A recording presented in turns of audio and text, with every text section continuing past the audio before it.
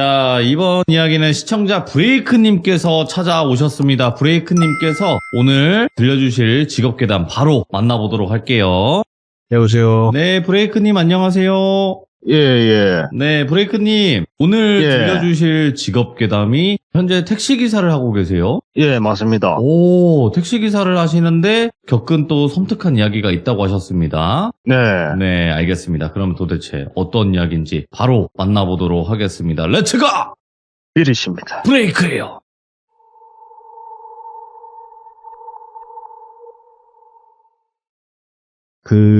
택시 기사를 하다 보면 진짜 많은 손님들을 태우거든요. 근데 그 중에 제가 인상이 진짜 깊었던 분들이 무당분들을 태우는 게 좀 여러 분이 돼요. 근데 태우다 보면은 저도 돌비님 방송을 많이 보면서 솔직히 진짜 무당분들이 어떤 분들이고 그런 거를 대충 듣기는 들었는데 솔직히 무당분들이 어떤 액션을 취하고 좀 그런 거를 많이 듣다 보니까 이분은 진짜 가짜 같고 이분은 진짜 같고 그런 느낌이 되게 많이 받거든요. 그러고 어느 날은 진짜 딱 어떤 분을 태웠는데 이분은 누가 봐도 진짜 진짜 세다 그게 느껴지는 거예요. 그냥 풍채부터가 달라요 사람이. 그래갖고 하고 있는데 그분이 딱 내리실 때 기사님 좀 일하면서 아마 좀 재밌는 일 많이 겪으시겠네요 라고 말을 하시더라고요.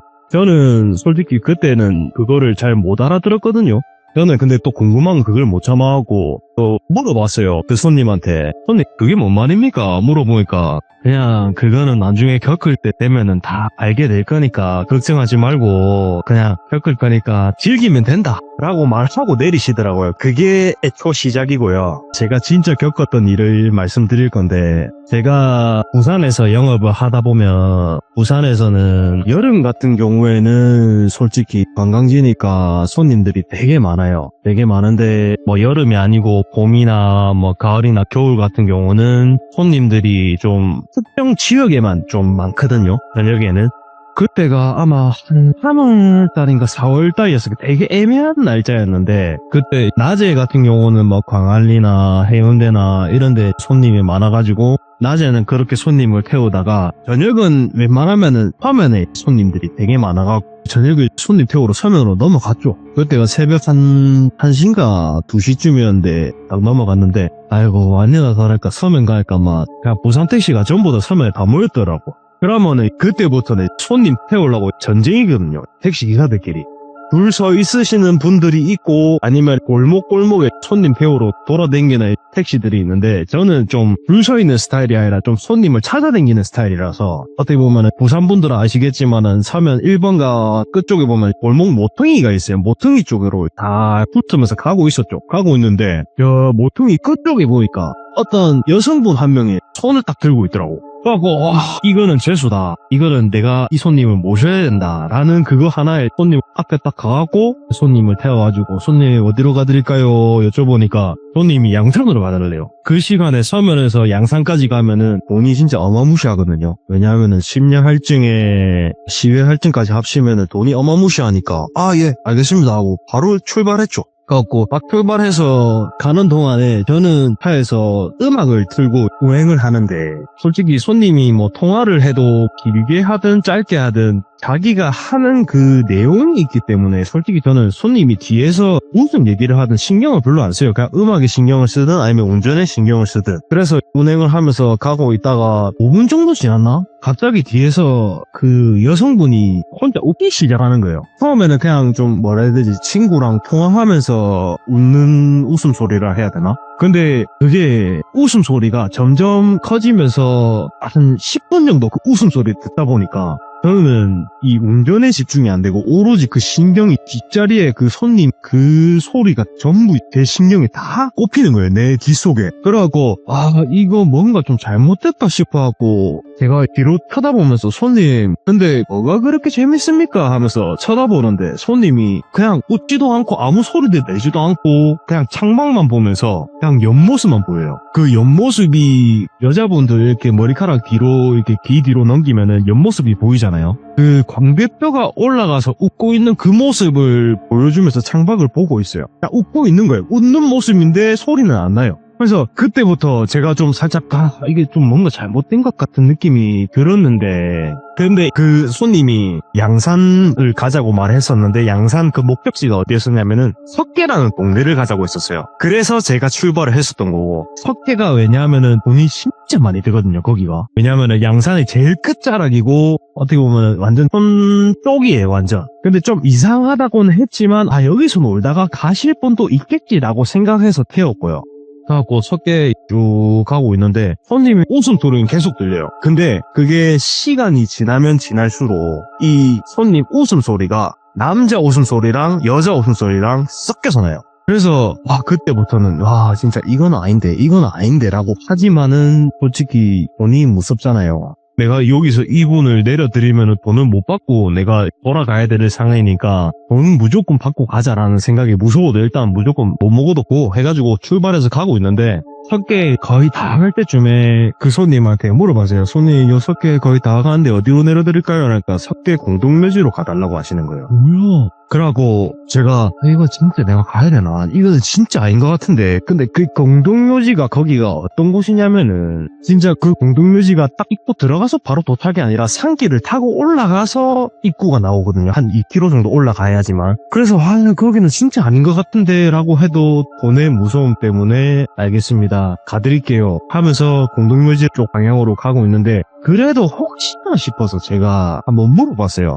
손님, 근데 지금 이 시간에 공동묘지를 도대체 왜 갑니까? 지금 새벽 1시, 2시 다 돼가는데 지금 가가지고 뭐 할 게 있습니까? 라고 하면서 여쭤봤거든요. 여쭤봤는데 그때는 또 대답을 하시더라고요. 그때는 또 저보고 제가 거기에 좀 물건을 뭐 놔두는 게 있어서 좀 가야 된다고 라고 얘기를 하시더라고요. 근데 그때 들었던 목소리가 남자인지 여자인지는 모르겠어요. 그거는 기억이 안 나요. 근데 일단 대답을 들었어요. 대답을 듣고 그 공동묘지로 올라갔는데, 올라가가지고 계산을 해야겠죠. 계산을 하기 위해서 실내등을 켜고 매닫이 지불을 누르면은 제가 손님 도착했습니다 라고 이렇게 돌아봐요. 뒤로 돌아봤는데 여자분 안 계시고 남자분이 누워 계시는 거예요. 그래서 저는 그때 제가 아까 말씀했듯이 여자분을 태우는데 남자분이 앉아 있으니까 너무 놀랄 수밖에 없잖아요. 그래서 차문을 뛰쳐나와서 고함을 지르고 산 밑으로 내려가고 있었거든요. 근데 그때 당시에는 제가 개인 택시가 아니라 회사 차라 가지고 법인 택시를 다니고 있어서 이렇게 되면 안 된다 해서 차를 찾으러 다시 올라오고 있었는데, 이건 정신 차리고 이거는 다시 내가 어떻게 해야겠다 해가지고 뒤에 손님을 막 흔들었어요. 흔들었는데 손님이 일어나더라고요. 부시기하게 일어나가지고 손님 이거 도착했습니다. 이거 어딘지 아시겠습니까? 라니까 손님이 갑자기 이거 어딥니까? 막 일어나길래 손님 이거 석계 공동묘지인데 이거 알겠습니까? 라니까 손님이 이거 왜 왔습니까? 라는 거예요. 그렇고 손님이 서면에서 택시 타고 이거 왔다 아닙니까? 기억 안 납니까? 라니까 손님이 뭔 소리 하냐면서 딱 그 말 딱 듣자마자 저는 차 시동 바로 걸고 바로 내려왔거든요. 차는 내려오면서 그 손님한테 손님 진짜 기억 하나도 안 나냐고, 내가 지금 너무 소름 돋는데 일단은 내려가서 우리 좀 뭔가 확인해보자고. 왜냐하면 택시 같은 경우는 전방에 블랙박스가 있고 차 안에 비추는 블랙박스가 있어요. 그래서 일단은 내려가서 다 확인해보자고 해서 내려가가지고 일단은 제가 블랙박스를 다 확인을 했는데, 그 블랙박스에 찍힌 거는 제가 처음에 그 손님을 태울 때 손님한테 제가 물어봤잖아요. 손님 어디로 모실까요? 제가 말하는 건 다 녹음이 돼 있어요. 근데 정작 뒤에 탄 손님은 카메라에 찍힐 때부터 남자가 타고 있었고, 남자가 처음부터 타자마자 누워서 잤고, 저 혼자서 계속 뒤돌아보면서 손님한테 말을 걸고 있었어요. 결국에는 그냥 그 여자분은 탔던 기록이 하나도 없어요. 그래갖고 결국에는 그렇게 일단 거기를 태워주고 양승부에 내려와서, 그 남성분은 어떻게 보면은 제가 귀신에 걸린 건지 그분이 귀신에 걸린 건지 모르겠지만 일단 그분 집에 돌아가야 될 거 아니에요. 그래갖고 그 집에 모셔다 드리고 그렇게 끝이 났는데, 근데 솔직히 그 일이 있고 난 다음에 사소한 일들이 되게 많았거든요. 그러니까 예를 들어서 야간에 운행을 하다 보면 기사분들이 멍해지는 부분이 되게 많아요. 손님이 많으면은 손님을 자주 태우고 내리고 하니까 즐거우니까 정신을 바짝 차리는데, 손님을 만약에 못 태우고 계속 빈 차로 돌아다니게 되면은 내가 지금 손님을 태우고 있는 건지 아니면은 그냥 빈 차로 다니고 있는 건지 그거를 까먹을 때가 제일 많아요. 그래서 제가 어떤 경우가 있었냐면은 저는 이제 운행을 하다가 보면은 손님이 한 1시간 반, 2시간 이렇게 안 타면은 멍해져요. 손님을 찾는다는 의지력도 떨어지고 코를도 안 뜨고 그러니까 멍해지고 돌아다니고 있는데 보면은 제가 운전석에 있으면은 조수석 헤드레스트 머리 기대는 그 받침대 있잖아요. 그 부분에 손이 이렇게 올라와 있어요. 근데 그 조수석에 손을 올리는 게 당연하다고 생각하는 게 뭐냐면은 나이 좀 있으신 어르신들은 탈 때 보면은 조수석에 이렇게 손을 잡고 있게 가거든요. 왜냐면 좀 불안한 그런 것도 있고 해가지고 타고 가길래 나는 당연히 어르신이 탔다고 생각하고 조수석에 손이 있구나라고 생각하고 타고 있는데 어느 순간 보면은 내가 지금 손님을 태우는데 어디로 가고 있지라는 생각을 하거든요. 그러다가 매다기를 보면은 훔차예요. 그럼 결국엔 내 차에는 아무도 안 타고 있는데 그래서 놀래서 조수석 쪽으로 돌아보면은 아무도 없어요. 그런 경우도 있고 또 이거는 좀 다른 별도의 얘기인데 제가 택시 처음에 자격증을 딸 때 보면은 그 운수석 그 교육이 있어요. 거기서 교수님들이 이렇게 교육을 하는데 제가 이제 좀 물어보는 게 너무 좋아해서 그 교수님들한테 그런 걸 물어봤어요. 아 근데 교수님 혹시 택시 그 기사 하시는 분들은 귀신 태운 적 없답니까? 라고 물어봤는데 근데 거기서 교육을 해주시는 게 이래요. 여기서 만약에 이렇게 운행을 하고 있다가 아 여기는 진짜 사람이 있을 곳이 아닌데 혹은 야 저거는 진짜 사람 아닌 것 같다 하고 생각되는 그런 사람이나 손님아 절대 태우지 말아야 돼요. 왜냐하면은 누가 봐도 만약에 예를 들어서 돌미님이 택시 하실 일은 없겠지만 택시를 운행하고 있는데 터널을 지나가고 있어요. 근데 터널 안에서 사람이 손을 들어요. 그러면은 태우실 거야, 태우실 거예요. 안 태워야 되는 것 같기도 한데 만약에 내가 또 급하다 좀 걸어야 된다 하면 태울 수도 있을 거 맞죠, 그치. 맞죠. 돈이 진짜 무서운 게 터널 안에서 사람이 손을 들어도 태워요. 왜냐? 돈을 벌어야 되기 때문에. 근데 그렇게 운행을 해서 만약에 손님이 아닌 것 같고 여기는 태우면 안 될 것 같은 공간에서 태웠던 기사님들이 대부분 사고가 나서 사망사고가 되게 많대요. 그래서 택시에서 좀 보면은 내가 진짜 가고 있는데 솔직히 이게 새벽 운행을 하다 보면은 정말 저 앞에서 예를 들어서 우리가 뭐 팻말 같은 거 보면은 막 벌럭벌럭거리는 그런 팻말도 있고 막 하는데 진짜 사람처럼 생긴 사람이 이렇게 손을 들고 있다가 가까이 가면 사라진 경우가 되게 많아요. 물론 제가 그렇게 보는 걸 수도 있지만 그런 경우가 정말 많아요. 이게 내가 분명히 저 앞에 사람이 서 있다라고 생각해서 가까이 가서 붙였는데 갑자기 거의 다 갈 때쯤에 보면은 사라져요. 그리고 이 일을 다 겪고 난 다음에 제가 그 처음에 말씀드렸던 그 무당분을 다시 만났어요. 재미있는 일이 있을 거다 즐겨라 라고 말했던 분을 왜냐하면 같은 동네를 사시는 분이기 때문에 다시 만났는데 제가 이런 저런 얘기를 다 해드렸어요. 제가 공동묘지도 갔다 왔고 막 이랬는데 그래서 뭐 니한테 해코지 했던 일이 있더나? 라고 물어보더니 나이도 많으시고 이러니까 저한테 말을 놓으시는데 그래서 뭐 내한테 해코지 하는 일이 있더나? 라고 말을 하길래 제가 아니 뭐 그런 건 딱히 없었는데 근데 제가 만난 게 흔히 말하는 그 귀신 맞습니까? 라고 물어보니까 맞다면서 네가 만난 게 귀신 맞고 네가 일상 속에서 지내다 보면은 진짜 많은 번화가 같은 데 가면은 사람들이 정말 많은데 정말 사람이라고 생각하고 있었는데 그 사람이 귀신일 수도 있다라고 말을 하더라고요. 근데 제가 일상 속에서 나는 그거를 못 느꼈었고 택시 일을 하다 보니까 와 그거를 알게 된 거죠.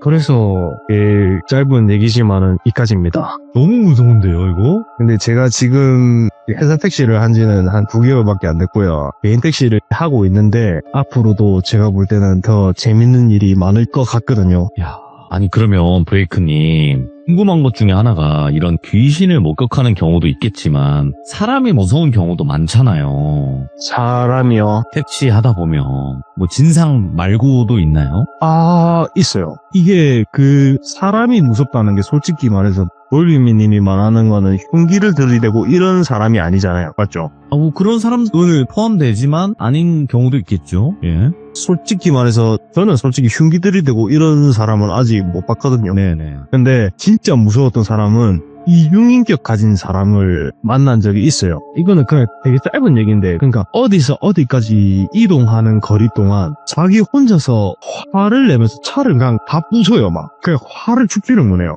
근데 이게 단순히 사람이 화가 나서 그냥 막 행동하는 거랑 다르게 그 예전에 보면 엑소시스트 영화에 보면은 빙이 되면은 사람이 미친 듯이 막 뭔가 힘이 엄청 세지고 막 다 부수는 그런 거 있잖아요. 그 사람이 몸이 엄청 그냥 가냘했는데 네, 팔걸이에 있는 그거를 판소 다 뜯었어요. 다 뜯고 막 얹어서 과음 지르고 하길래 내가 와 이건 아니다 싶어갖고 손님 왜 그럽니까? 이러면 안 됩니다 하면서 잠깐 개실수하면서 내가 그 사람 팔을 잡았는데 팔이 거짓말 안 하고 진짜 팔 힘이 엄청 그냥 저도 어느 정도 덩치가 있는데 감당이 안 될 정도의 힘을 발휘를 하더라고요. 누가 봐도 제가 그냥 손가락 3개로 그냥 이렇게 그냥 해도 가지고 놀 몸인데 제가 휘둘리더라고 그 사람한테. 그러다가 거진 다 도착할 때쯤에 더 소름 돋은 거는 다 도착할 때 계산할 때 되니까 감사합니다 안녕히 계세요 하고 계산하고 내려요. 그런 경우가 있었고 진짜 많아요. 하여튼 별의별 사람들이 정말 많습니다. 세상에는 정말 다양한 사람들이 많습니다. 맞죠? 하지만 그 중에서도 유독 기억에 남는 사람들이 존재하곤 하는데 그 중에 하나셨군요. 그렇죠. 야, 그러면 그런 것도 있잖아요. 택시기사님들이 위험에 처했을 때 그 아래 버튼 누르거나 그러면 빨간색으로 점등되잖아요. 그 위에 있는 게. 예, 가등 있어요. 그렇게 됐던 뭐 동료분들이라든지 뭐 회사 직원분들도 계셨었나요? 근데 이게 가등이 진짜 좀 애매한 게 그 위치가 무릎 쪽에 있거든요. 그래서 그거를 진짜 위급한 상황에 저도 돌아다니다 보면 가등을 끼신 분들이 어르신들이 되게 많아요. 그래갖고 그 옆에 차 붙여가지고 빵빵 하면 창문을 내려요. 창문 내려가지고 사장님 그 가등 켜졌습니다 이렇게 말하면 아 내가 무릎으로 잘못 눌렸네 하고 그거를 끄는 경우가 되게 많거든요. 아, 잘못 눌려서 쓰셨구나. 그렇지. 네, 그러니까 이제 무릎 위치에 있으니까 택시 기사들은 다리를 많이 움직이잖아요. 그러니까 그거를 실수로 누르는 경우가 있는데 근데 제가 택시 회사를 2번 옮겼는데 그 앞전 회사의 택시 기사분이 제가 이렇게 택시를 타고 쭉 가고 있는데 그분이 이렇게 가등을 켜고 오더라고요. 오길래 제가 가등을 왜 자꾸 켜고 있나 하면서 딱 신호 걸렸을 때 빵빵 해가지고 불렀죠. 부르니까 형님 가등 켜졌는데요 라니까 살짝 당황하듯이 하면서 네 좀 알겠다 내가 끌게 하면서 가등을 딱 끄시더라고. 그런데 그분이 그 다음날부터 회사를 안 나왔어요. 근데 그 뒤로는 제가 어떻게 됐는지 모르겠는데 저는 그 다음날 퇴사하고 다른 회사로 옮겼거든요. 근데 그 다음날 회사 안 나오시고 연락이 안 된다고 하시긴 하더라고요.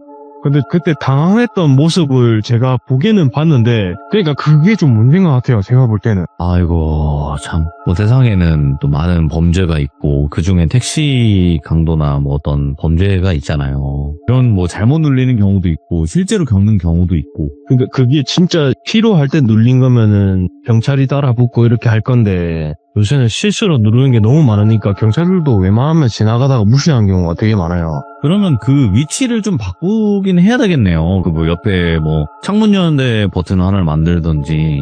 아무튼 그게 쉽지는 않겠죠, 당연히. 그렇죠. 네, 아무튼 택시 관련된 현실 공포 그리고 직업 괴담 이렇게까지도 전달을 잘 해주셨는데 너무너무 감사드리고 오늘 이야기도 정말 잘 들었습니다, 브레이크님. 네, 제가 그리고 더 좋은 얘기로 가져오겠습니다. 네, 앞으로 또 다른 이야기 있으시면 언제든지 꼭 찾아와 주시기 바라겠습니다. 네, 알겠습니다. 본방 참여하겠습니다. 고맙습니다. 네.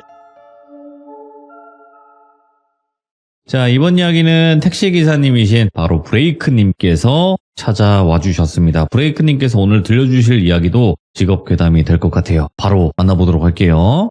여보세요. 브레이크님. 안녕하십니까. 자, 오늘 브레이크님의 이야기, 택시기사 운행을 하시면서 겪었던 일일까요? 네, 맞습니다. 알겠습니다. 이번 일도. 근데 이게 좀 이해하기가 어려울 수는 있는데 처음에 제가 하는 얘기를 신중히 귀담아 들으셔야 이해가 가실 겁니다. 알겠습니다. 그럼 잘 따라가 보도록 하겠습니다. 네, 그럼 바로 출발을 해보도록 할게요. 렛츠고! 기리심. 브레이크예요.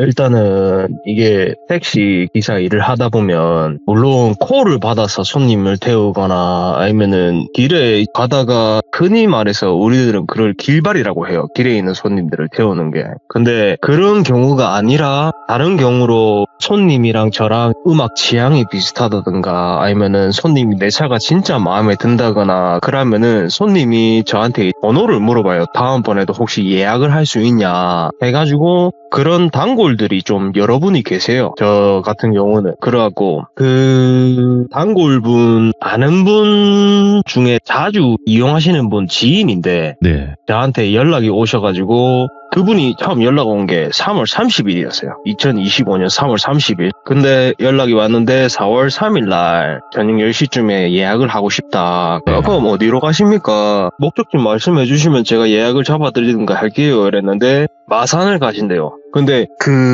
제가 부산에서 이제 운행을 하면서 마산까지 가면은 그 시간대 가면은 돈이 또 괜찮거든요. 길도 괜찮고 돈도 되고 이러니까 이거 잘 됐다. 이건 무조건 제가 가야죠. 알겠습니다. 그럼 예약 잡아드리겠습니다. 하고 그날 예약을 잡았어요. 그래가 그 예약 전날에 제가 일을 마치고 집에 가서 잠을 잤는데 제가 좀 꿈을 좀 자주 꾸는 편이긴 한데 그 꿈을 그 다음날 되면은 기억을 못 해요. 근데 아직도 그 꿈을 기억하는 이유가 뭐냐면 그때 잠이 딱 들고 제가 좀 한마디로 그냥 천국 같은 들푸른 초원 같은데 제가 이렇게 가만히 누워 있었어요. 예. 근데 사람이 꿈을 꾸면은 꿈이 꿈인지 모르잖아요. 그래서 야 이런 데가 있네 이러면서 막 돌아다니고 있는데 들푸른 초원에 있으면 사람이 기분이 되게 좋아야 되는데 그 마음이 여기는 왠지 내가 있으면 안 될 곳인 것 같은 느낌이 너무 드는 거예요.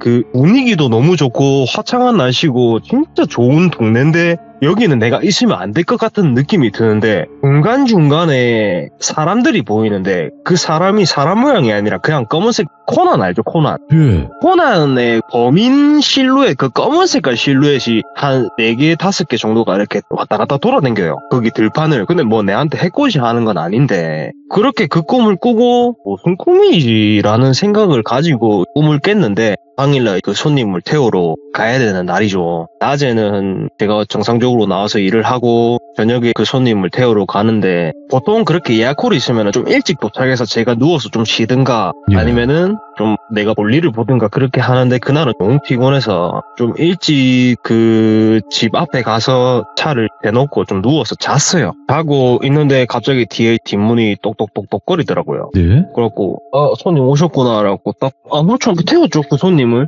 그래가지고 손님 저 마산 가시는 손님 맞으시죠? 이러니까 예 맞습니다 해갖고 손님 그 마산 어디로 가드릴까요? 그러니까 마산에 장례식장이 하나 있어요. 저 중앙 무슨 장례식장이 하나 있는데 네. 근데 솔직히 택시기사라도 좀 피하고 싶은 손님들이 가까운 장례식장이면 상관이 없어요. 왜냐하면은 금방 내가 내려드리면 상관이 없으니까. 근데 장거리의 장례식장을 만약에 가게 되면 일단 장례식장 간다는 자체가 분위기가 어두운 분위기잖아요. 그 장소 자체가. 그래서 가는 동안 웬만하면 손님이 말을 안 걸으면 제가 먼저 말을 안 걸어요. 네, 그래갖고 마산까지 가는데 장례식장인데 그냥 말 안 하고 조용히 노래 잔잔하게 틀고 가야겠다 싶어갖고 싹 가고 있는데 근데 의외로 손님이 먼저 말을 걸어주시더라고요 저한테. 그래갖고 손님이 뭐라고 처음에 말을 걸으셨냐면은 혹시 기사님은 뭐 예약 잡으면 어디든 다 가십니까? 라고 물어보길래 제가 당연합니다. 뭐 북한만 아니면은 뭐 다 가드립니다. 라면서 솔직히 북한 내가 못 가니까 북한 말고는 뭐 딴 건 다 가드립니다. 그러니까 그래요. 이러면서 그러면은 다음에 저랑 같이 가시면 되겠네 이라는 거예요. 그래갖고 말 듣고 이 손님 장거리 많이 다니는 것 같다 싶어갖고 내가 그 손님한테 한 번 더 떴죠. 이 손님은 내 단골로 만들어야겠다 싶어갖고 손님 뭐 혹시 장거리 어디 많이 다니십니까? 이렇게 여쭤보니까 그거는 아닌데 조만간 멀리 갈 일이 생겨서 기사님한테 말씀드리는 거라면서 일단 알겠다면서 하고 그 대화가 끝이 났어요. 근데 그 대화가 끝이 났는데 제가 일하는 그 지역에서 마산까지 가는 그 길은 부산 일반 도로가 아니라 무조건 고속도로를 타고 쭉 가요. 가는데 뭐라 해야 되지? 이게 환경 변화라는 게 있죠. 그러니까 우리가 예를 들어서 운전하다 가다 보면은 그냥 쨍쨍한 날이면 쨍쨍한 날이고 비 오는 날이면 비 오는 날이잖아요. 근데 진짜 흔히 말한 요즘 말처럼 국지성호처럼 내가 한 몇 메다 가는데 비가 오다가 갑자기 그치고 갑자기 몇 메다 앞에서 안개가 습기처럼 확 차고 그런 길이 진짜 완전 그냥 가는 동안 계속 이어지는 거예요. 근데 그거는 뭐 어쩔 수 없다고 쳐요. 왜냐하면 그런 경우를 뭐 많이 겪을 일은 없지만 그래도 이런 경우도 있겠다 싶어서 갔죠. 가다가 그 손님분이 이 전기차를 제가 모는데 전기차를 타다 보면은 뒤에 손님들이 멀미를 많이 해요. 그래갖고 잠깐 휴게소 좀 들리면 안 되겠냐고 해가지고 예 알겠습니다. 그러면 가다가 휴게소 있으니까 세워드릴게요 가지고 휴게소를 잠깐 들렸어요. 들렸는데 후배님도 운전하시다 보면은 저녁에 휴게소 가면 사람이 없잖아요. 맞아요. 예. 맞죠. 진짜 어두컴컴하고 뭐 푸드코트 다 문 닫아져 있고 맞아요. 이러니까 당연히 그런 분위기는 맞아요. 근데 사람들이 다 검은 옷을 입고 있어요. 어? 내가 택시에서 그 손님을 내려드리고 나도 이제 화장실 가고 해야 되니까 내려서 화장실을 가는데 가는 동안 사람들 얼굴에 표정이 없어요. 표정도 없고 옷도 다 검은 옷을 입고 있고 화장실 안에 들어가는데 사람이 없어요. 그리고 그냥 이게 저녁 휴게소라서 그럴 수도 있다고 하지만은 진짜 이질감 느껴지는 그런 공간이었거든요. 그 공간 자체가. 근데 뭐 어쩌겠어요. 일단은 그 공간이 이질감 들어도 뭐 이럴 수도 있겠다라는 생각에 저는 그냥 아무렇지 않게 차로 돌아와가지고 앉아있는데 손님이 안 와요. 네. 그래갖고 안 오길래 계속 기다려요. 전화를 했는데 전화를 걸었을 때 그 손님 전화 핸드폰이 없는 번호라고 뜨더라고요. 그래갖고 내가 이 뭐지? 내 분명히 오늘도 통화하고 다 통화하고 했는데 왜 없는 번호라고 뜨지? 이러면서 한 3-4통 걸어가지고 예. 계속 없는 번호라고 뜨길래 이거 이까지가 목적지였는가 봐. 흔히 그런 경우가 있거든요. 택시들이 그 택시 타가지고 도망가시는 분들이 많아가지고 목적지가 이까지인갑다 싶었는데 갑자기 뒷문을 열고 타시더라고요. 그래갖고 다행이다 싶어갖고 근데 그건 안 물어봤죠. 그분한테 뭐 번호가 없는 번호인데 이런 건 안 물어봤죠. 이제 기분 나쁠 수도 있으니까. 그래갖고 그 상태로 쭉 가가지고 목적지에 장례식장에 내려드렸어요. 내려드리고 돈도 다 받고 저는 다시 부산으로 돌아서 내려오고 이제 집에 가야 될 거 아닙니까? 그래갖고 돌아서 내려오는데 그 기후 변화가 있는 거예요. 근데 이번에 좀 달랐던 게 뭐냐면 그 환경 기후 변화가 있다가 내가 그 특정 터널을 뚫고 나왔는데 비가 엄청 거세게 오는데 낮에 비를 보면은 이게 비가 황사비인지 그냥 일반 비인지 구분이 가요. 색깔이. 황사비는 누렇잖아요. 근데 저녁에 비를 보면은 그냥 물방울밖에 안 보이거든요. 근데 비가 막 억세게 오는데 너무 앞에 안 보이는 거야. 이게 비가 너무 오는데. 그래갖고 내가 이제 좀 집중을 해야겠다. 전기차는 비 올 때 너무 위험하니까 집중을 해야겠다 하면서 앞을 제대로 보고 가고 있는데 비 색깔이 빨간색이에요. 그래서 그래서 내가 잘못 봤는 것 같다 싶어갖고 창문을 살짝 열어갖고 손을 이렇게 뻗어가지고 봤는데 그 비가 물이 아니라 피더라고요. 솔직히 말이 안 되잖아요. 하늘에서 피가 내린다는 게. 말이 안 되죠. 예. 그래서 피라는 걸 딱 느끼는 순간 이건 내가 미친 건지 아니면은 이게 뭐 지금 이 상황이 이해가 안 가서 일단 여기서 빨리 벗어나가고 싶다는 생각밖에 안 들어가고 달렸는데 저 앞에 부산 톨게이트가 딱 보이는데 거의 다 갈 때쯤에 부산 톨게이트가 정말 환하게 비치더라고요. 와 이제는 내가 살았다 싶어갖고 부산 톨게이트만 지나면 왠지 살 것 같은 느낌이 드는 거예요. 내가 부산 톨게이트를 도착했는데 잠에서 깼어요. 이해 가세요? 잠에서 깼다고요. 그러니까 결국에는 저는 마산을 간 적도 없고요. 예. 제가 잠에서 깬 곳은 그 예약한 손님 집 앞이었어요. 예. 그리고 그 손님한테 제가 연락을 드렸거든요. 손님 죄송한데 오늘 예약한 거 정말 죄송한데 진짜 못 갈 것 같다고 제가 좀 안 좋은 일이 있어서 좀 이거 못 갈 것 같은데 다른 택시 제가 불러드릴 테니까 아니면 뭐 다른 콜을 잡아서라도 가시라고 하고 그 예약을 취소를 했거든요. 예. 근데 그분이 정확하게 3일 뒤에 돌아가셨어요. 지금 제일 중요한 게 뭐냐면 제가 처음에 얘기했던 날짜 기억나세요? 맞아요. 3월 30일. 예. 근데 장례식장을 한 건 4월 3일이에요. 보통 우리나라는 3일장을 치르죠. 근데 3월 30일 날 예약을 잡고 4월 3일 날 장례식장을 간다는 거는 말이 안 되죠. 지금 생각해봐서 아는 건데 그 기간이 뭐래도 5일, 6일 차인데 장례식장을 5일 뒤에 간다? 그거는 말이 안 되는 것 같아요. 제가 볼 때. 와, 미쳤다. 소름 막 쫙쫙 끼치네, 지금. 그리고 번외로 돌비님이 저한테 아까 카톡으로 여쭤봤잖아요. 예. 혹시 이런 개이한 일을 겪은 게 언제부터였는지 여쭤봤었는데 맞아요. 왜냐면, 아니, 그냥 네. 택시기사를 한다고 이런 걸 느끼고 보는 건 아니니까. 제가 이거는 좀 짧으면서도 조금 중간 정도 얘기인데 야, 예. 이제 초등학교 때 복도식 아파트 보면은 주방 창문이 거진 웬만하면 다 복도 쪽으로 다 나와 있어요. 근데 제가 그 복도 제일 끝에 살았거든요. 예. 복도 제일 끝에 살았는데 제가 그 중학교 1학년 때 제일 처음으로 그 바위라는 걸 눌려봤어요. 아, 거기서, 예. 가위를 눌렸는데 보통은 사람이 이렇게 몸이 안 움직이고 이런 걸 가위라고 말을 하잖아요. 근데 제가 그때 느꼈던 거는 뭐냐면은 몸이 안 움직인 거는 둘째로 치고 배경이 제가 나온 초등학교 배경이었는데 제 주변에 파란 색깔 사람 형체가 딱 한 20개, 30개가 이렇게 쭉 펼쳤어요. 근데 목소리가 그 여러 사람이 말하면 샤브샤브샤브샤브 섞이는 목소리 있잖아요. 그 목소리가 들리면서 내가 몸을 못 움직였거든요. 그러다가 내가 깨어났는데 저 형이 있는데 형한테 말을 했어요. 말을 하니까 그냥 대충 저희 형들은 다 똑같죠. 막 다 그 개꿈이다. 믿지 마라 이랬는데 그 뒤부터 그 아파트에 일이 있었는데 보통 아파트가 제가 살던 데가 저녁 11시가 되면은 복도가 불이 싹 다 꺼져요. 네. 다 꺼지는데 11시 반만 되면은 저희 집 그 부엌 창문에 누가 서 있어요. 항상. 누가 서 있는데 저희 형도 맨날 저녁 늦게 밖에 나가고 저희 아버지도 밖에 나가고 저 혼자 집에 있는 경우가 되게 많았는데 네. 이 창문을 열어볼 엄두가 안 나는 거예요.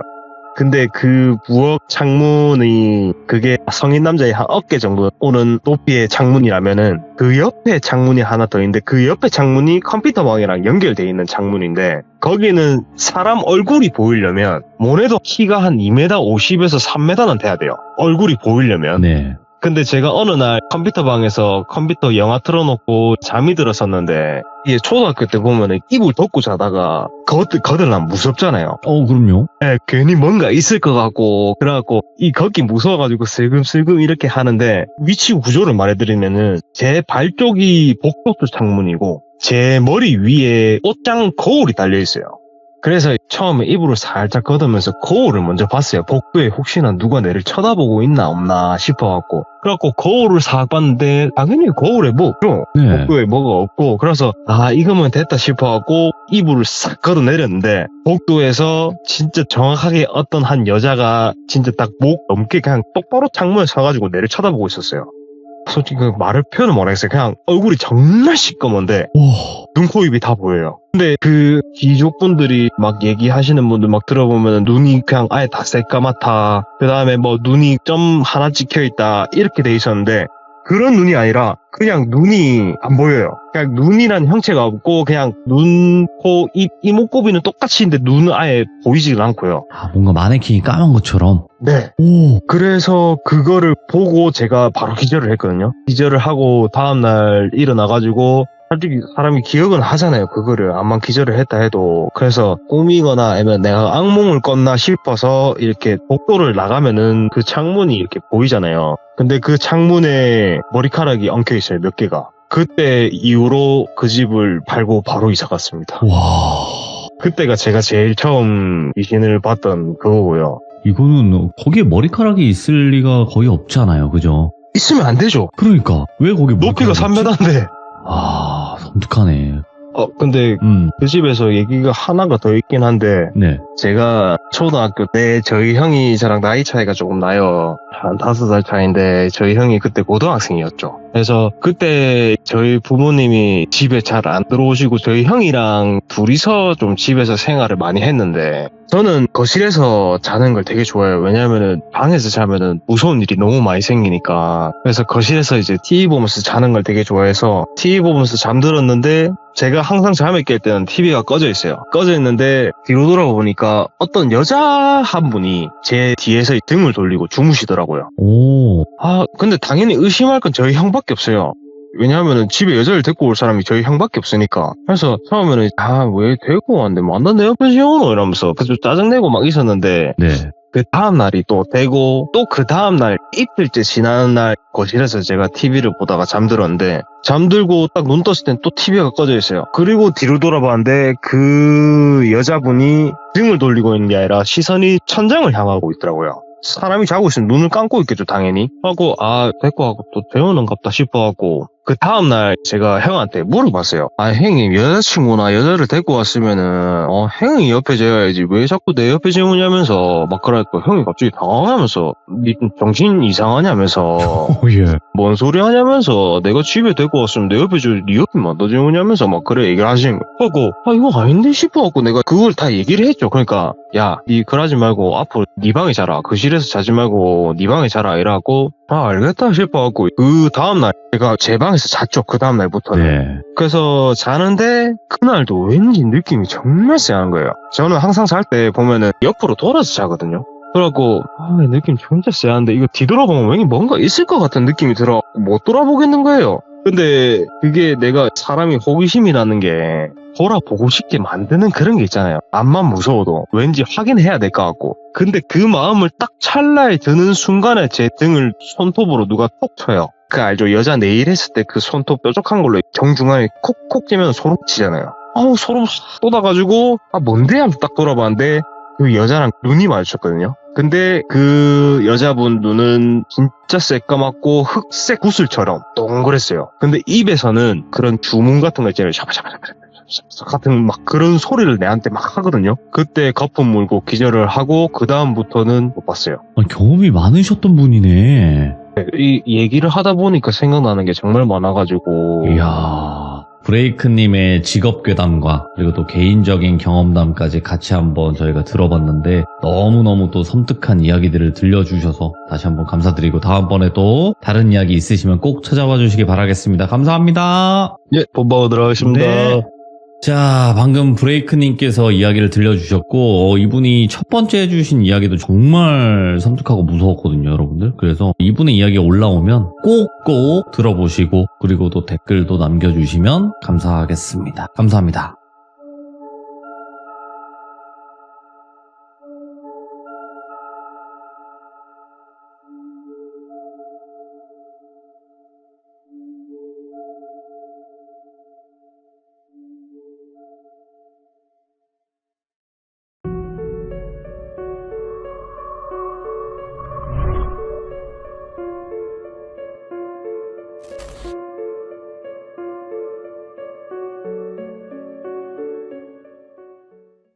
자, 이번 이야기 오랜만에 찾아오신 탕리니님의 이야기입니다. 바로 연결을 해보도록 할게요.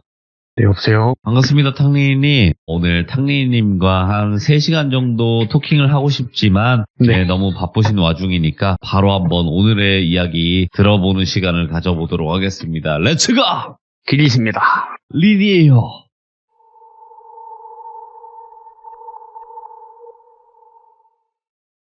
제가 오늘 들려드릴 이야기는 탁송 일을 하시다가 수행기사로 전업을 하신 분의 이야기인데 그분이 모 기업의 임원분을 모시게 되었대요. 어떤 대리운전을 하다가 운전하는 게 마음에 들어서 저랑 같이 일을 해보실래요? 해서 스카웃이 되신 분이에요. 근데 이분이 모 기업의 임원분이신데 보통 수행비서라고 하면 저희 드라마에 나오는 그런 스케줄을 관리해주거나 그런 거만큼의 수행비서는 아니고 골프장에 가면은 골프장 모셔다 드리고 골프백 꺼내드리고 뭐 어디 전달해주고 다시 집에 오면 창고에 넣어놓는 약간 그런 식이었대요. 근데 어느 하루는 충북 괴산으로 그 임원분을 모셔다 드리고 거기서 미팅 끝내고 다시 다른 지역 가서 이렇게 이동하는 그런 일정이었는데 그 과정에서 겪은 얘기는 아니고 기사분이 좀 졸리다 보니까 임원분이 자기가 겪으신 얘기를 해주셨대요. 저도 전달받은 얘기라 조금 두서가 없을 수도 있는데 최대한 자세하게 전달해보도록 하겠습니다. 그 모 기업의 임원을 돌비라고 부르겠습니다. 돌비는 모 기업의 임원이었고 임원으로 올라가기 전에 지방에 있었대요. 지방에서 임원의 단계를 밟기 위해서 엄청 열심히 살면서 결혼도 하고 딸이 한 명 있었다고 합니다.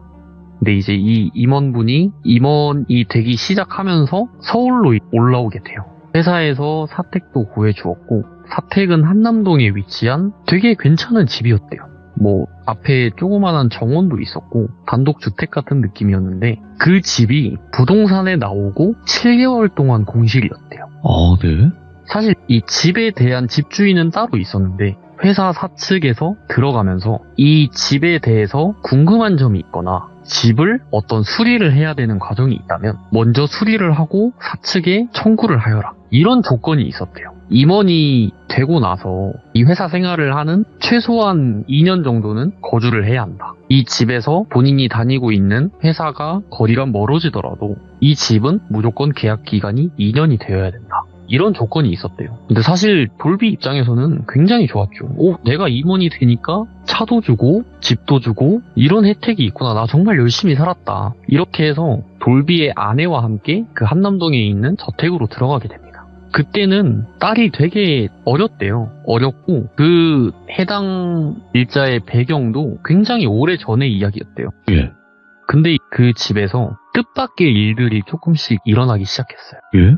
그 집에 거주하고 3개월쯤 되던 때쯤에 퇴근을 하고 집에 들어왔는데 차 이렇게 가져가면 문 쫙 열리고 그런 집이 있잖아요. 부자 동네. 그런 집이었대요. 그래서 그 차를 집어넣고 그 차고 안에 딸린 문으로 해서 올라가는 식이었대요. 영화 기생충 보신 분들은 아시겠는데 그런 비슷한 구조의 집이었다고 생각하시면 됩니다. 올라가서 아내랑 딸아이와 저녁 식사를 하고 본인은 미팅을 끝낸 그 일에 대해서 조금 더 일을 하기 위해서 서재에 앉아 있었대요. 근데 그 집에 되게 오래된 가구라고 해야 되나요? 옛날 이런 골동품 가게에 보면은 쇠에 이렇게 가로로 이렇게 탁 잠궈가지고 닫을 수 있는 그런 장식품이라고 해야 되나? 그 가구 장 같은 게 있잖아요. 그게 원래 이사 올 때부터 있었던 거예요. 그렇다 보니까 이게 집주인이 이거를 우리한테 우리가 이사를 왔으니까 선물로 줬나 보다 하고 그 장은 그대로 두고 생활을 하고 있었어요. 그 장의 위치가 어디 있었냐면 거실, TV 바로 옆에 있었대요. 근데 서재에서 일을 하고 있는데 밖에서 후당탕탕 하는 소리가 들리더래요. 예. 근데 새벽 1시였고 아내는 딸아이와 함께 자고 있을 시간이었습니다. 딸아이를 재우다 잠들었겠죠? 근데 자기 침실에는 자기도 없었고 아내도 없었고 딸아이도 없었어요. 근데 우당탕탕 하는 소리와 함께 그 애기들 까르륵 하는 그런 소리 있잖아요. 뭐요? 예. 그런 소리가 들리면서 막 발로 우다다다다 하는 그런 소리가 들렸대요. 그래서 이 똘비는 생각을 하게 되죠. 자기는 딸내미가 하나인데 저렇게 많은 발소리가 들린다면 위층에서 들리거나 거실에서 들리는 수밖에 없다. 근데 제가 아까 말했다시피 이 집은 저택입니다. 위층이 없어요. 그래서 2층 그 라인이 끝이었고 뭘까 하면서 서재의 문을 열고 나가서 거실을 봤는데 당연히 아무도 없었대요. 거실에는 주황색깔 불빛의 미등만 천장에 6개가 달려있어서 그것만 TV를 밝혀주고 있었고 전혀 없었답니다. 근데 아까 제가 말씀드린 옛날 장롱같이 생긴 그 장 위에 가족 사진이 있었대요. 우리 보통 사진을 세워두잖아요. 뒤에 받침 이렇게 해가지고 그 사진이 엎어져 있었답니다. 앞으로. 그래서 이게 왜 엎어져 있지? 뭐 와이프가 아까 청소하다가 엎어놨나 보다. 다시 세워놨대요. 다시 서재에 들어가서 이 일을 하고 일을 거의 끝마칠 때쯤에 꽝 하는 소리가 들리더라고요. 어디서? 차고에서. 근데 차고에는 아무도 없어요. 이 저택 자체가 차고를 비칠 수 있는 CCTV도 있고 그 방 건물 입구를 들어오는 CCTV도 있는데 똘비 입장에서는 도둑이라도 들었나 싶어서 정말 무서웠대요 그때. 그래서 차고 CCTV를 봤는데 트렁크가 열려있는 거예요. 그래서 내가 들어올 때 분명 트렁크가 닫혀 있었고 트렁크가 열렸다면 내가 분명히 알아서 닫았을 텐데 저게 왜 열려있지? 이러고 차고로 내려가서 트렁크를 닫았답니다. 근데 차고는 정말 조용했대요. 밖에는 그냥 선선한 날씨에 차도 아무도 안 다니고 그냥 조용했대요. 그래서 차고에서 올라가서 근데 내가 이 들었던 소리들은 뭘까 했는데 CCTV를 아까 설치해놨다고 했잖아요. CCTV를 돌려봤대요. 돌려봤는데 보통 사람이 들을 정도의 캉 소리면 CCTV에 담기기 마련이거든요. 네. 그리고 차량 블랙박스에서 잠깁니다. 블랙박스도 봤고 CCTV도 봤는데 그냥 트렁크가 혼자 열렸대요. 그래서 이게 차량의 오작동이겠거니 생각을 했대요. 왜냐면 누군가 침입한 흔적도 없었고 본인이 차키를 이용해서 트렁크를 열었다 한들 거기까지 열릴 만한 위치도 아니었대요. 본인이 해봤는데 그게 전혀 안 됐답니다. 그래서 이게 차량의 오작동인가 보다. 내가 시간이 날 때 서비스 센터를 한번 가봐야겠다 이런 생각을 했대요. 이게 첫 번째로 그 똘비한테 생긴 일이었고 와이프를 똘순이라고 하겠습니다. 와이프는 딸내미는 어디 유치원 중에 보면 국립유치원인가 공립유치원인가 해가지고 되게 좀 부자들만 가는 그런 유치원 있잖아요. 예. 그런 유치원에 가는 아이였대요. 근데 똘비가 회사에 출근을 하면 똘순이 혼자 집에 있습니다. 똘순이가 로봇 청소기를 이렇게 윙 돌려놓고 자기는 거실에 앉아서 커피를 따라놓고 과자를 먹고 있었대요. 잡지를 보면서. TV에는 자연의 소리라고 해서 이거 뭔가를 틀어놨대요. 예. 그걸 이제 시청을 하면서 보고 있었는데 남편의 서재에서 나무 이렇게 바닥 보면은 거기다가 이렇게 쇠구슬을 이렇게 굴리면 좀 뭉퉁한 소리 나면서 그 하는 소리 들리잖아요. 그런 소리가 나면서 뭔가의 장애물에 탁 하고 부딪히고 소리가 멈추더랍니다. 근데 이게 무슨 소리지? 남편이 똘비가 똘순이한테 이 얘기를 해줬대요. 자기가 겪은 일에 대해서. 똘순이도 무섭잖아요. 여자고 집에 혼자 있습니다. 무서워서 똘순이가 거기 앉아서 생각을 해봤대요. 남편 방에서 뭔가가 떨어져서 굴러서 어딘가 부딪혀서 멈출 만한 물건이 뭐가 있을까? 똘비의 서재에는 그 책상에 보면 장식품 같은 거 중에 지구본 같이 생긴 거 하나 있잖아요. 금색으로 된 거. 그게 하나가 탁 떠올랐대요. 그게 떨어졌나? 이 생각을 한 거죠. 서재의 문을 열었는데 그 책상이 저희가 이 대표님실 이렇게 들어간다고 쳤을 때 책상이 이렇게 있고 그 밑에 다리를 가려주는 판이 있고 그 밑에가 공간이 있는 그런 책상이었대요. 근데 책상을 봤는데 바닥에는 뭔가 떨어진 흔적은 없는데 책상 밑에 발이 보였대요. 엄청 조그만한 발. 우리 애기들 보면 3살 정도 되는 꼬마아이 보면 예. 발이 있잖아요. 근데 거기에 발이 이렇게 서 있었대요. 그러니까 그 발목이랑 이렇게 이어지는 게 보였던 거죠. 그렇게 보이면서 자기 딸이 유치원에 있잖아요. 유치원에 있는데 도대체 저 발은 누구의 것인가? 그러면서 서재의 문을 그냥 조용히 닫았대요. 똘순이도 무서웠으니까. 그러면서 그 기역자로 꺾이면서 장을 지나는데 가족 사진이 엎어져 있었답니다. 가족 사진을 다시 세워놓고 똘비가 들어올 때까지 본인은 이 집에 혼자 있으면은 뭔가 무섭다는 생각을 했대요. 그래서 그 동네에서 아주머니들 이렇게 모이잖아요. 그런데 가서 티타임을 갖기로 한 거죠. 갔는데 이 집에 홈캠이 있었답니다. 홈캠이 누군가가 지나가거나 움직이면 발견을 해서 얘가 고개가 이렇게 돌아간대요. 그런 홈캠이었는데 그 집에 좀 고급저택 같은 데 보면 침입자가 발생했다고 하면은 그 알람이 간다고 하더라고요. 그러니까 집은 부재 중인데 누군가가 들어와서 그게 CCTV에 찍혀버리면 침입자가 발생했다 이러고 알람이 간대요. 근데 똘순이가 나가고 나서 15분 뒤에 딱 10분에서 15분 정도 흘렀을 때 똘비의 핸드폰에 침입자가 발생하였습니다라는 그 알람이 정확히 40개가 탁 떴대요. 그러면 이 CCTV에 녹음이 될 거잖아요. 녹화가 되거나 CCTV를 봤는데 아무것도 없었답니다. 근데 집안에 있는 홈캠이 있잖아요. 홈캠이 고개가 계속 돌아가는데 아무것도 잡힌 건 없고 장 건너편에 있던 소파 옆에 다른 별도의 이렇게 사진을 하나 세워놨는데 사진 하나 딱 들어가는 거 하나랑 그리고 4장짜리 4컷 사진 들어갈 만한 그런 크기의 사진이 하나 있었대요. 거기를 딱 가만히 홈캠이 보다가 2개가 탁 엎어졌대요. 근데 이 똘비가 보고 나서 똘순이한테 전화를 한 거죠. 네. 여보 어디야? 이랬는데 나 사실 이런 일이 있어서 집에서 나와서 여기 건너편에 커피숍에 잠깐 앉아있다. 당신 언제 오냐? 나 여기 집에 있기가 사실 좀 무서워. 뭐 이런 일이 있었어? 라고 하니까 똘비가 그러면 내가 오늘 오후에 시간이 좀 비니까 일찍 들어갈게. 그리고 아이를 데리고 들어가자. 이렇게 된 거죠. 오늘 저녁은 밖에서 먹자 이렇게까지 얘기가 됐대요. 근데 네. 아이를 하원시키고 저녁을 먹으러 갔는데 또 침입자가 발생했다는 알람이 30개가 탁 떴대요. 예. 보통 우리가 알람이라고 하는 거는 돌비님이 공포라디오 이렇게 유튜브 키면은 저한테도 알람이 오거든요.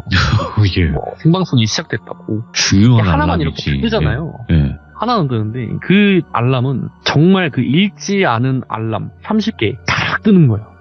보통의 CCTV는 하나의 알람을 보낸대요. 그래서 이게 3분이나 5분 간격으로 보내게 돼 있는데 30개의 알람이 한 번에 탁 떴다는 거는 똘비의 입장에서는 이게 시스템의 오류일 수도 있겠다.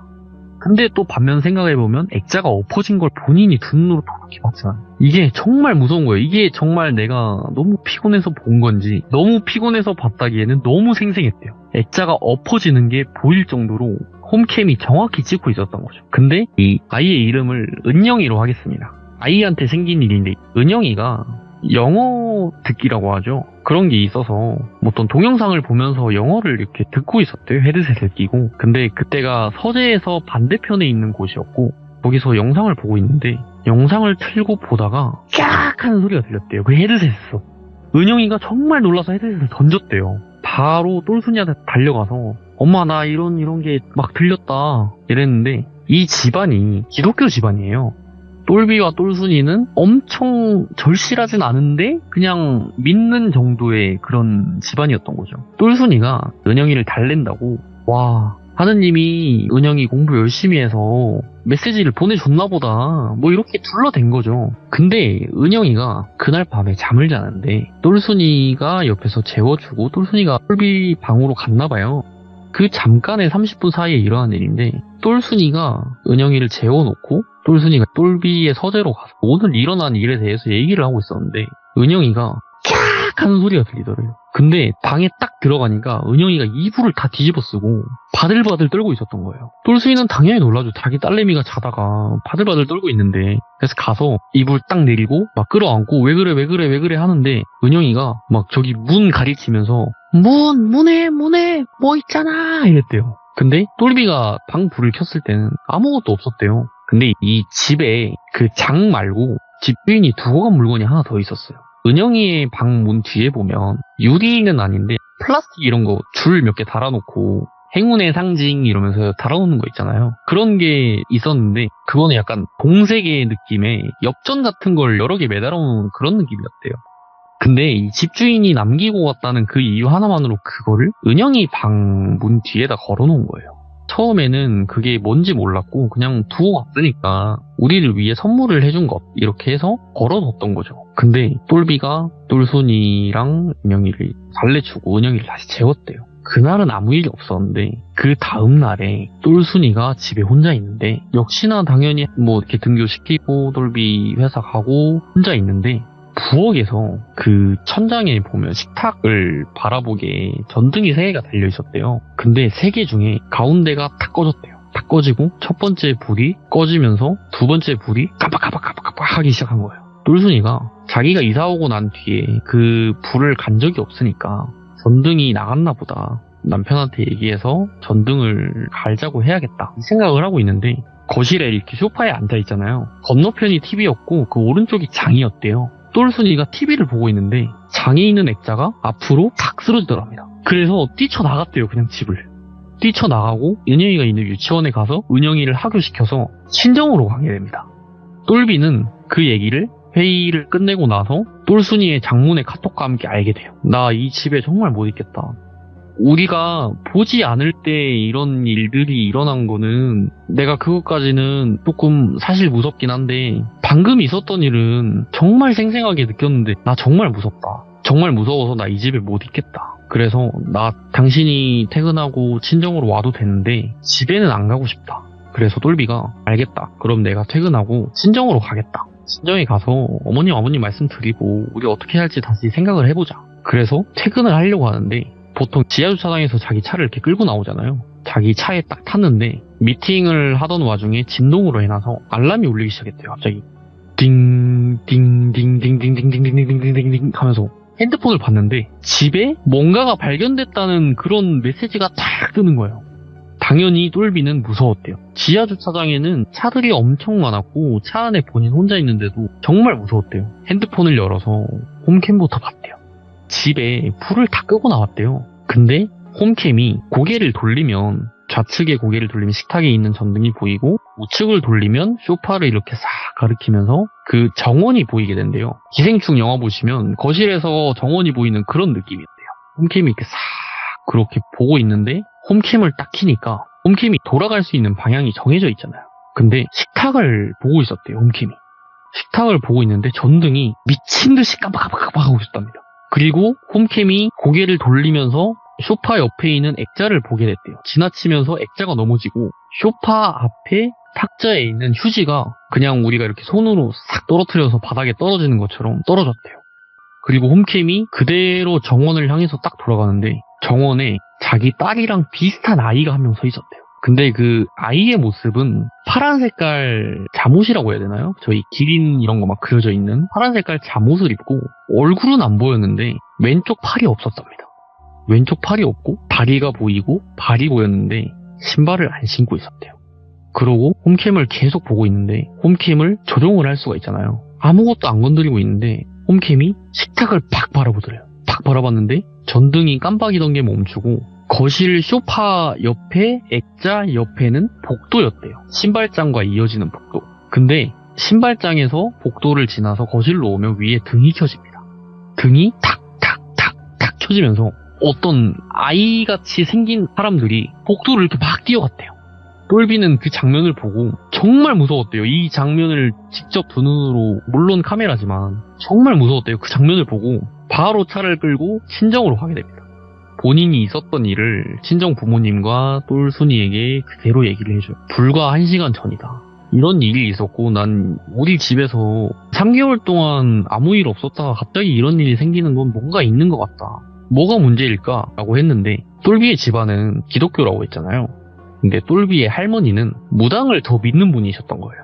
똘비의 할머니가 그러면 내가 이 주소를 줄 테니까 여기로 한번 가봐라. 너네가 어떤 종교를 믿고 이거에 대해서는 나는 너희를 존경을 하지만 사실 이 부분을 하느님이 판단을 해줄 수 있는 건 아니지 않냐.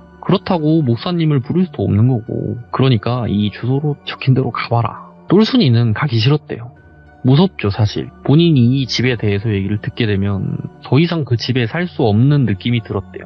똘비가 하루 시간을 내고 그 무당집을 찾아가게 되는데 딱 들어가자마자 예약을 하셨나요? 했는데 이 명함을 보여주면서 저희 할머님이 여기 가보라고 하셔서 왔는데 제가 정말 남들이 겪지 않는 그런 일을 겪고 있다. 그렇게 해서 잠시만 기다리셔라. 들어가자마자 그냥 저희가 일반적으로 유튜브에 보거나 아니면 시들모에 나오는 그런 무당집의 배경이었대요. 들어가자마자 무당이 등을 돌리고 앉아 있었는데 똘비한테 얼굴을 보자마자 엄한 데에 들어가서 살고 있네? 라고 했대요. 똘비가 혹시 저희 집을 말씀하시는 거냐? 하니까 무당이 너 그 집이 어떤 집인 줄 알고 들어간 거야? 라고 한 거죠. 똘비가 사실 이 집을 얻게 된 배경에 대해서 다 얘기를 한 거예요. 본인이 지방에 있다가 이렇게 올라오면서 사측에서 구해준 집이고 이런저런 과정을 통해서 지금 살고 있다. 집을 우리가 지금 관리비는 관리비대로 나오고 있고 월세는 뭐 회사에서 내고 있지만 관리비를 내는 금액이 적지는 않았대요, 사실. 돈이 계속 나오고 있는 것을 떠나서 이 집에 일어나는 일들에 대해서 본인이 너무 궁금하다고 얘기를 했는데 무당이 지금 집에 아무도 없지? 라고 해서 너 이런 일이 있었던 거에 대해서 어떤 과정을 통해서 알게 된 거야? 라고 물어봤는데 홈캠을 얘기를 해줬대요.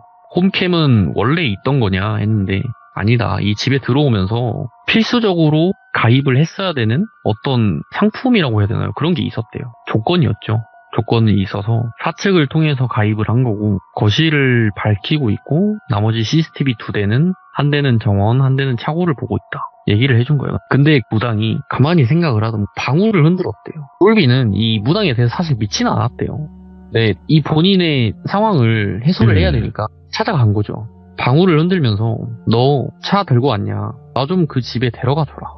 그렇게 된 거지. 무당분을 태우고 무당분의 제자라고 하나요? 그 밖에 계시는 분을 안내해 주시는 분을 같이 태워서 갔대요. 근데 집에 거의 다 다다랐을 때 무당이 방울을 흔들면서 멈춰 이렇게 된 거예요.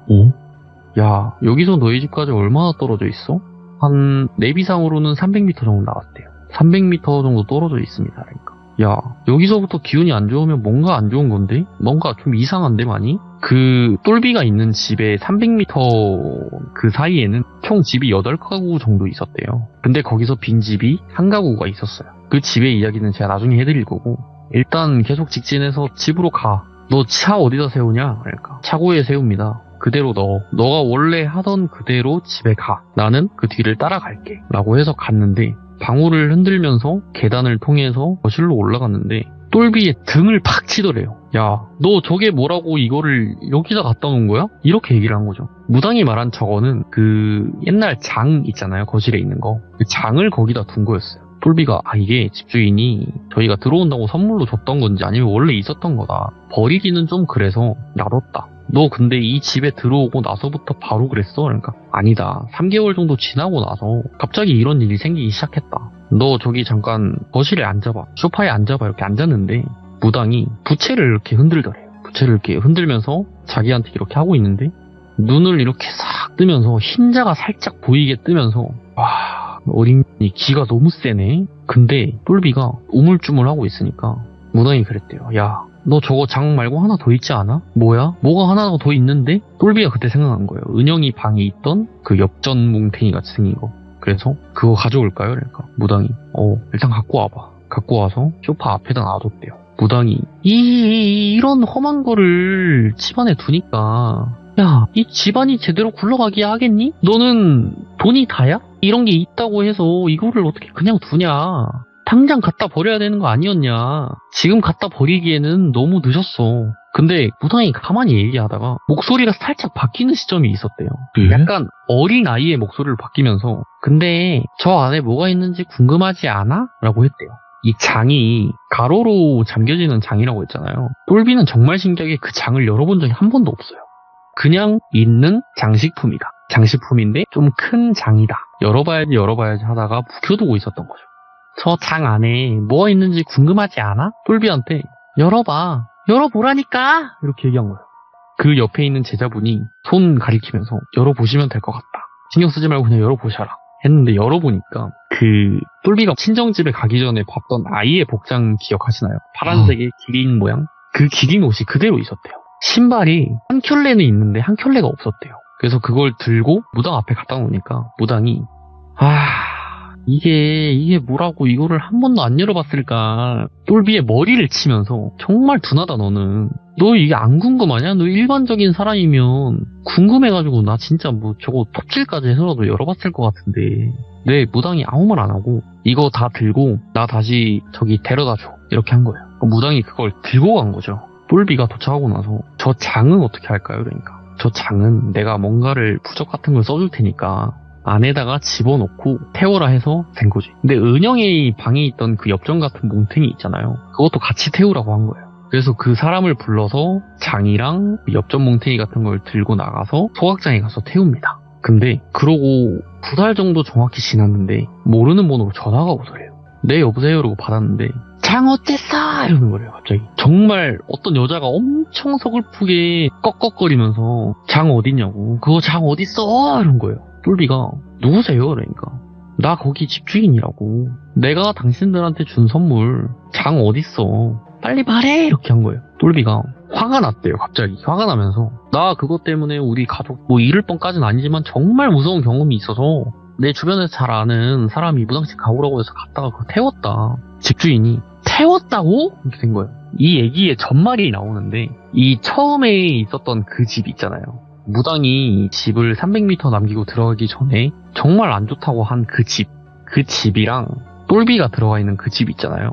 그 집이 같은 집주인이래요. 근데 집주인이 딸이 있었는데 그 딸이 죽고 나서 그 안에 물건을 넣어놨던 거죠. 근데 이 첫 번째에 있는 집은 사실 이 얘기랑 아무 상관이 없었던 거예요. 그냥 그 무당이 뭔가 안 좋아라고 했었던 거고 그 실질적인 딸의 영혼은 똘비의 집에 있었던 거죠. 그 딸이 그 집 주변이 엄청 발달하기 전에 몇 채 안 들어왔을 때 자고 있던 와중에 얘가 집 밖으로 나간 거예요. 나갔는데 그 집주인이 아침에 일어났더니 딸은 없고 그 잠옷만 있었다는 거예요. 정원 바닥에. 알고 보니까 딸아이가 납치가 돼서 조금 있다가 유기된 시신으로 발견이 됩니다. 근데 그 입고 있던 잠옷을 집에 있던 그 장에다가 넣어놨대요. 근데 그 아이의 나이가 은영이랑 비슷한 또래였대요. 그 집이 비어 있었다고 했잖아요. 그 전에도 똘비랑 비슷한 딸이 있었고 비슷한 나이대에 아빠와 엄마가 세 식구가 들어와서 살았던 거죠. 3명의 한 식구가 들어와서 살았던 거고 같은 일이 발생되니까 그 집도 나간 거예요. 그렇게 하다가 이 사측에서는 이 집을 어떻게 구하게 됐냐? 쌌대요. 이유가 단 하나였답니다. 정말 쌌고 사층에서 내어줄 수 있는 그 집행할 수 있는 돈이 범위가 딱 들어맞는 집이었대요. 그래서 집주인이 당신 그 안에 있던 잠옷 어찌냐고. 장 필요 없다 그러면 잠옷이라도 달라 이랬는데 무당한테 전화를 했대요. 똘비가 혹시 무당분이랑 통화를 좀 할 수 있냐. 그러니까 지금 기도제 중이셔서 저도 못 뵌 지 3일 정도 됐다.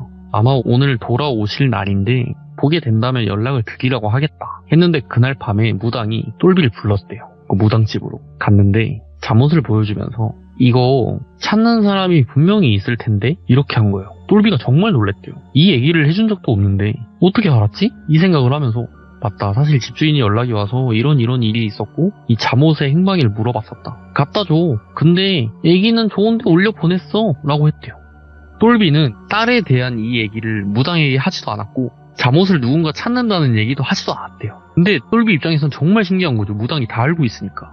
그래서 무당한테 받은 그 잠옷을 집주인한테 갖다 줬는데 집주인은 휠체어를 타고 있는 여자였고 잠옷을 주면서 이런 일이 있었고 무당분이 말하기를 딸의 영혼은 없다고 했다. 그러니까 그 집주인분이 엄청 엉엉 울면서 자기가 몹쓸 짓을 한 것 같다. 말을 못해줘서 미안하다. 근데 장을 어디다 태웠냐 이렇게 물어본 거예요. 그 재활용 소각장 같은 데 가면 큰 기계에다가 이렇게 탁탁탁탁 해가지고 올려가지고 갈아서 그걸 태우는 그런 곳이 있대요. 그런 곳에서 태웠다. 그러니까 집주인이 알겠다 이렇게 하고 나서 갔는데 똘비가 관리비를 내잖아요. 이 관리비를 사측에다가 바로 내는 게 아니라 집주인한테 내는 그거였대요. 근데 관리비를 이체를 냈는데 없는 계좌라고 뜬 거예요. 집주인한테 아무리 연락을 해도 연락이 안 됐대요. 그래서 사측에다 얘기를 한 거죠. 관리비를 내야 되는데 없는 계좌라고 한다. 집주인이랑 연락을 취해줘라. 본인의 연락은 받지 않는다. 이렇게 된 거죠. 사측에서 3일 내내 연락을 했는데 연락이 안 됐대요. 그럼 이 집에 주인이 없잖아요.